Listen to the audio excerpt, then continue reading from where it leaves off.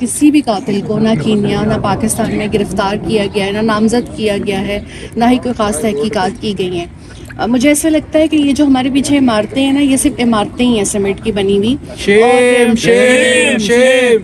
نہ یہاں پہ ایسی کوئی قانون سازی ہو رہی ہے کہ صحافیوں کے لیے ان کی سیفٹی کے لیے کچھ کرنا ہے، نہ یہاں پہ کوئی ایسے فیصلے آ رہے ہیں کہ جس سے ہم کہیں کہ وہ صحافیوں کی جان و مال کے لیے کچھ کر رہے ہیں۔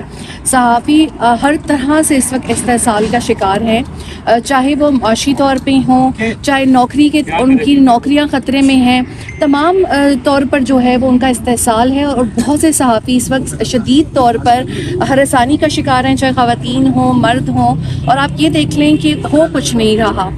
اب ارشد کا کیس تو ایسے بند کر دیا گیا ہے جیسے ارشد زیادہ محب وطن کون ہوگا؟ آپ نے کبھی اس کو ایسا کوئی بات کرتے ہوئے دیکھا جو اس ملک کے یا ریاست کے خلاف ہو؟ لیکن پورٹرے کچھ ایسا کیا گیا اور ہمیں بھی ایسا فیل کرایا گیا کہ جیسے آپ جو ہیں وہ اینٹی اسٹیٹ ہیں یا آپ اینٹی انسٹیٹیوشنز ہیں۔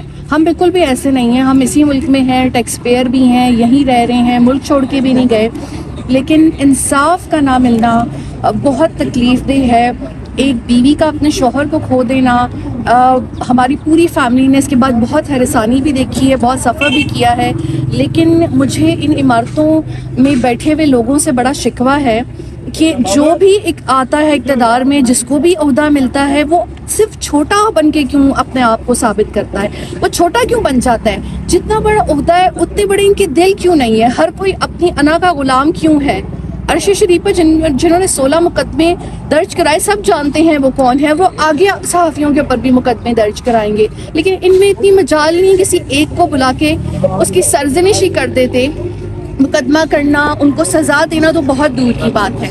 اگر ایک کیس بھی اس میں کسی کو سزا ہو جائے کہ یہ کون لوگ ہیں جو ٹی وی چینلز بند کراتے ہیں، یہ کون لوگ ہیں جو صحافیوں کو دھمکاتے ہیں، کسی ایک کیس میں بھی اگر ان کو سزا مل جائے نا، تو آگے آپ تمام لوگ جو ہیں وہ جرنلزم کرنے کے لیے محفوظ ہو جائیں گے۔